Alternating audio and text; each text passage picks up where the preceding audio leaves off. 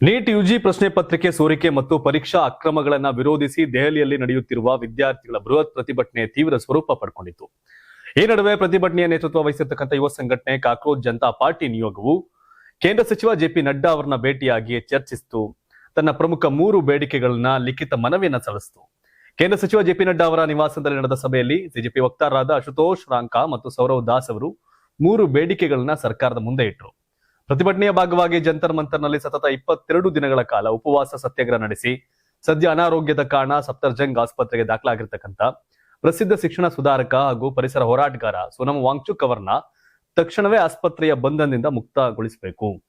ಎರಡನೇ ಬೇಡಿಕೆಯಾಗಿ ದೇಶದ ಪ್ರತಿಷ್ಠಿತ ಪರೀಕ್ಷೆಗಳಲ್ಲಿ ಸರಣಿ ಅಕ್ರಮಗಳು ನಡೆದಿರುವುದಕ್ಕೆ ನೈತಿಕ ಹೊಣೆ ಹೊತ್ತು ಕೇಂದ್ರ ಶಿಕ್ಷಣ ಸಚಿವ ಧರ್ಮೇಂದ್ರ ಪ್ರಧಾನ್ ರಾಜೀನಾಮೆ ಕೊಡಬೇಕು ಅಥವಾ ಅವರನ್ನ ವಜಾಗೊಳಿಸಬೇಕು. ಇನ್ನು 3ನೇ ಬೇಡಿಕೆಯಾಗಿ ನೀಟ್ ಪರೀಕ್ಷೆಯ ಅಕ್ರಮ ಹಾಗೂ ಪೇಪರ್ ಲೀಕ್ ನಿಂದಾಗಿ ಮನನೊಂದು ಆತ್ಮಹತ್ಯೆ ಮಾಡಿಕೊಂಡಂತ ಎಲ್ಲಾ ವಿದ್ಯಾರ್ಥಿಗಳ ಕುಟುಂಬಕ್ಕೆ ತಲಾ 1 ಕೋಟಿ ರೂಪಾಯಿಗಳ ಪರಿಹಾರ ಧನವನ್ನ ಸರ್ಕಾರ ಘೋಷಣೆ ಮಾಡಬೇಕು ಅಂತ ಹೇಳಿದ್ರು. ಬೇಡಿಕೆಗಳು ಸರಿ ಇದೆ, ಅದ್ರಲ್ಲಿ ಯಾವುದೇ ಇದಿಲ್ಲ. ಬಟ್ ಇದನ್ನ ಸಮಾಲೋಚನೆ ಮಾಡಿ ಹೇಳ್ತೀವಿ ಅಂತ ಹೇಳಿ ಕಳಿಸಿದ್ದಾರೆ. ಕಾಲಾವಕಾಶ ಬೇಕು ಅಂತ ಜೆಪಿ ನಡ್ಡಾ ಕೇಳಿದ್ದಾರೆ.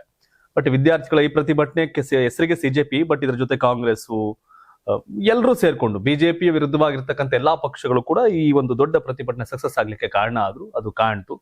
ಬಟ್ ಈ ಗಲಾಟೆ ಗದ್ಲ, ಈ ಕಲ್ಲು ತೂರಾಟ, ಅದನ್ನ ಸುಟ್ಟಾಕೋದು, ಒಡೆದಾಕೋದು ಅವೆಲ್ಲವೂ ಕೂಡ ಈ ಪ್ರತಿಭಟನೆಗೆ ಅವಶ್ಯಕತೆ ಇರಲಿಲ್ಲ ಅಂತ. ಆದ್ರೆ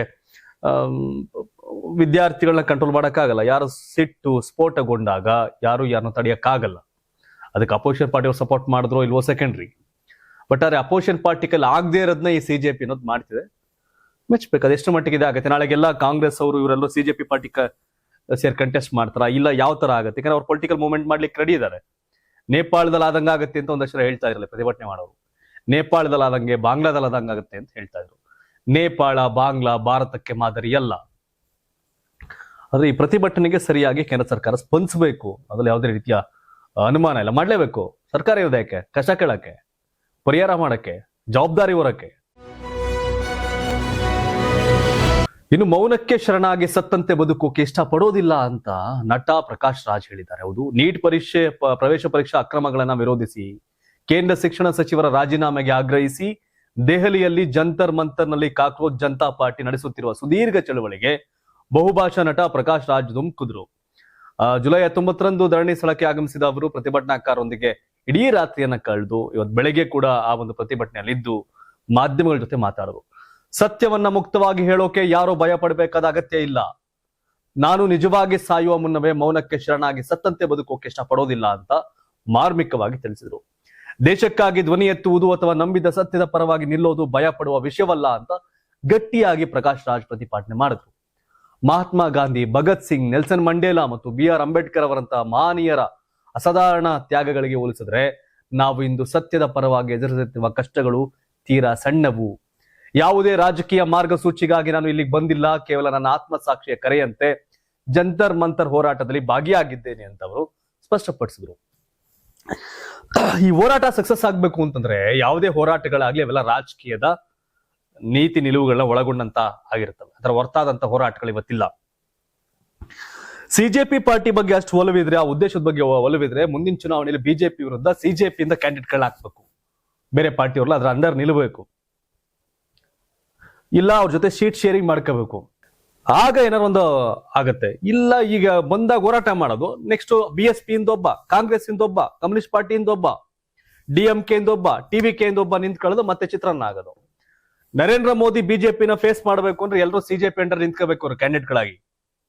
ಸಿಜೆಪಿ ನಿಂತ್ಕೋಬೇಕು. ಕಾಂಗ್ರೆಸ್ ಬಗ್ಗೆ ಬೇಜಾರಾಗೈತಾನೆ, ಇವ್ರ ಬಗ್ಗೆ ಬೇಜಾರಾಗೈತಾನೆ, ಸಿಜೆಪಿ ಮೂವ್ಮೆಂಟ್ಗೆಲ್ಲ ಹೋಗ್ತಾ ಇರೋದು ಸಿಜೆಪಿಗೆ. ಸೊ ಎಲ್ಲರೂ ಸಿಜೆಪಿ ಅಲೈನ್ ಆಗಿ ಬಿಜೆಪಿನ ಫೇಸ್ ಮಾಡಿದ್ರೆ ಅನುಕೂಲ ಆಗುತ್ತೆ ಅಂತ ಬಹಳ ಜನ ಹೇಳ್ತಾರಲ್ಲಿ ಹುಡುಗರುಗಳೆಲ್ಲ. ಆ ಯುವಕರಿಗೆ ಇವರೆಲ್ಲ ಬೆಂಬಲ ಕೊಟ್ಟಂಗೆ ಮುಂದಿನ ರಾಜಕೀಯ ಹೋರಾಟಕ್ಕೆ ಅವ್ರಿಗೆ ಬೆಂಬಲ ಕೊಟ್ಟರೆ ಏನಾರು ಆಗುತ್ತೆ ದೇಶದಲ್ಲಿ. ಬರೀ ಇವಾಗೆಲ್ಲ ಒಟ್ಟಿಗೆ ಸೇರ್ಬಿಟ್ಟು ಚುನಾವಣೆ ಬಂದಾಗ ಈಗ ನರೇಂದ್ರ ಮೋದಿ ವಿರುದ್ಧ ಇವರೆಲ್ಲ ಒಟ್ಟಿಗೆ ಸೇರಿದ್ದಾರೆ ಬಿಜೆಪಿ ವಿರುದ್ಧ ಹೋರಾಟಕ್ಕೆ. ಒಳ್ಳೆ ಹೋರಾಟ ಆಯ್ತು. ಚುನಾವಣೆ ಹೋರಾಟ ಮಾಡ್ಬೇಕಾದ್ರೆ ಇವರೇ 16 ತುಕಡಿ ಆಗ್ಬಿಡ್ತಾರಲ್ಲಿ. ಆಗೇನಾಗತ್ತೆ? ಆಗಲ್ಲ.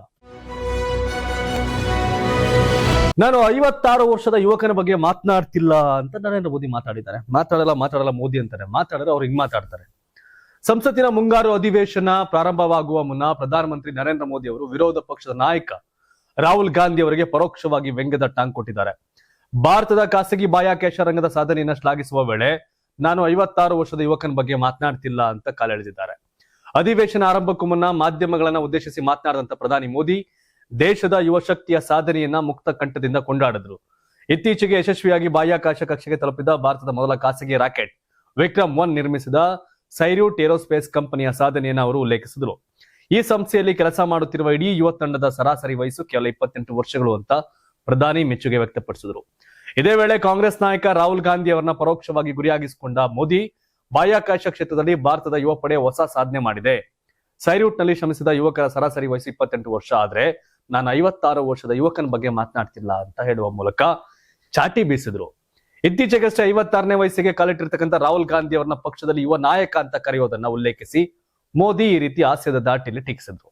ದೇಶದ ಯುವ ಪೀಳಿಗೆ ತಂತ್ರಜ್ಞಾನ ಮತ್ತು ಆವಿಷ್ಕಾರಗಳಲ್ಲಿ ತೋರುತ್ತಿರುವ ಉತ್ಸಾಹ ಭಾರತದ ಭವಿಷ್ಯವನ್ನ ಹೊಸ ಎತ್ತರಕ್ಕೆ ಕೊಂಡೊಯ್ಯುತ್ತದೆ ಅಂತ ಪ್ರಧಾನಿ ಮೋದಿ ಹೇಳಿದ್ರು. ಮುಂಗಾರು ಅಧಿವೇಶನ ಆರಂಭದ ವೇಳೆಯಲ್ಲೇ ಪ್ರಧಾನಿಯವರ ಈ ಹೇಳಿಕೆ ರಾಜಕೀಯ ವಲಯದಲ್ಲಿ ತೀವ್ರ ಚರ್ಚೆ ಗ್ರಾಸ ಆಗಿದೆ. 56 ಇಂಚ್ ಮೋದಿ, 56 ವರ್ಷದ ರಾಹುಲ್ ಗಾಂಧಿ. ಇವರು 56 ವರ್ಷದ ರಾಹುಲ್ ಗಾಂಧಿ ಯುವಕ ಅಲ್ಲ ಅಂತ ಹೇಳ್ತಾವ್ರೆ. 56 ಇಂಚಿನ ಮೋದಿ ಉತ್ತರ ಕೊಡಿ ಅಂತ ಅವ್ರು ಕೇಳ್ತಾವ್ರೆ. ಫೈನಲಿ ಮ್ಯಾಂಡೇಟ್ ಅಷ್ಟೇ. ಚುನಾವಣೆಯ ಫಲಿತಾಂಶವೇ ಫಲಿತಾಂಶ, ಅದೇ ತೀರ್ಪು. ವಿಪಕ್ಷಗಳು ಮೋದಿ ವಿರುದ್ಧ ಅಷ್ಟು ಹೋರಾಟಗಳಿಗೆ ಸಜ್ಜಾಗ್ತಾರೆ, ಹೋರಾಟ ಮಾಡ್ತಾವ್ರೆ, ಗಲಾಟೆ ಗದ್ದಲ ಹೋರಾಟ ತೀವ್ರ ಮಾಡ್ತಾರೆ. ಬಟ್ ಎಲೆಕ್ಷನ್ ಅಂದಾಗ ಇವರ ಕಿತ್ತಾಡ್ತಾರೆ. ಈಗ ಎಲ್ಲರೂ ಸೇರ್ಕೊಂಡು ಆ ಸಿಜೆಪಿ ಪಾರ್ಟಿಗೆ ಬೆಂಬಲ ಕೊಟ್ಟು ಬಲ ತುಂಬಿದ್ರೆ ಈ 56 ಇಂಚಿನ ಮೋದಿಯನ್ನ 56 ವರ್ಷದ ರಾಹುಲ್ ಗಾಂಧಿ ಸೋಲ್ಸ್ಬೋದು ಚುನಾವಣೆಯಲ್ಲಿ. ಎಲ್ಲರೂ ಸಿಜೆಪಿ ಪಾರ್ಟಿ ಲೈಕ್ ಒಂದ್ ಪಾರ್ಟಿ ಅಂಬ್ರಲ್ಲ ಬರಲೇಬೇಕು.